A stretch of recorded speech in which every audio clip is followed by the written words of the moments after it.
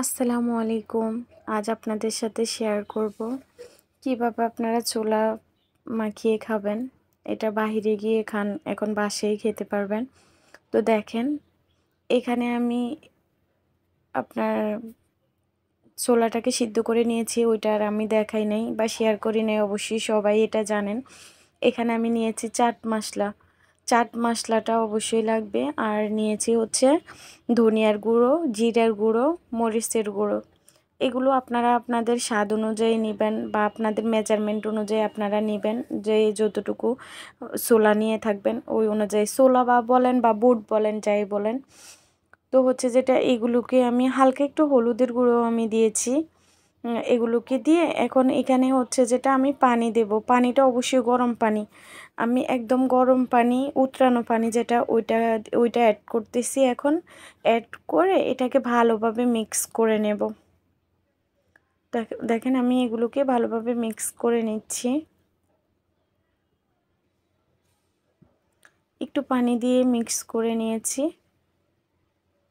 সব মশলা দিয়ে। এদিকে আমি ফ্যান বসিয়ে দিয়েছি চুলায়, এখানে আমি তেল দিয়ে দিয়েছি। এখানে আমি এটার জন্য একটু দিয়েছি জিরা, হালকা জিরা দিয়েছি সুন্দর একটা গ্রান আসার জন্য। তারপরে দিয়েছি আদা কুচি, রসুন কুচি। এগুলোকে ভালোভাবে কুচি করে আমি এগুলো তেলের মধ্যে দিয়ে কিছুক্ষণ ফ্রাই করে নেব।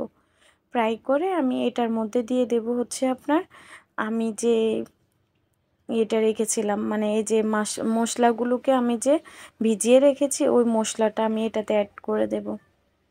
তো দেখেন এগুলোকে অ্যাড করে দিয়েছি। এখন এটাও কিছুক্ষণ আমি ভালোভাবে কষিয়ে নেব। কষিয়ে তারপর আমি যে ছোলাটা রেখেছি সিদ্ধ করে, ওই ছোলাটা এখানে আমি অ্যাড করব। এই যে অ্যাড করতেছি, দেখেন ছোলার সাথে যে আলুটা আছে, এখানে শুধু আপনি ছোলাটা অ্যাড করে আলুটাকে আপনি সেদ্ধ আলাদাভাবে রাখতে পারেন।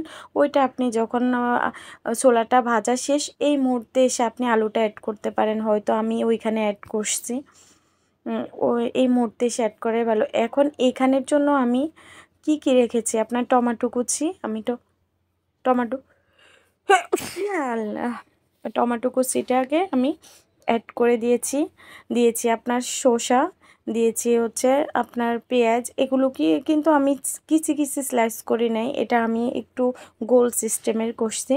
ধনিয়া পাতা দিয়েছি, আর এখানে দিয়েছি আমি জিরার গুঁড়ো। এই পর্যায়ে আপনি চাট মশলা একটু ব্যবহার করতে পারেন।